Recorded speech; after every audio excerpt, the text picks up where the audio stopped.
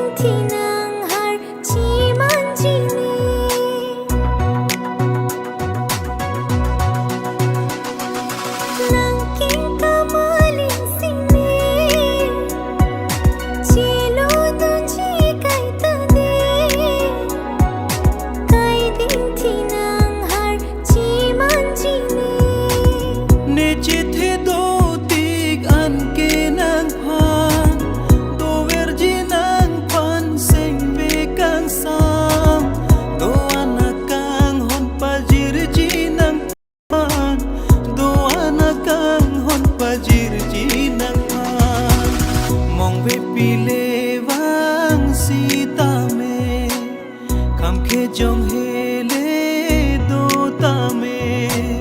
mong vi pilivan si tami kham khi jong hili do tami ni kaya long ki sing vi karong nang joini ne ko pai binong nang pen ka che tong sabor vecine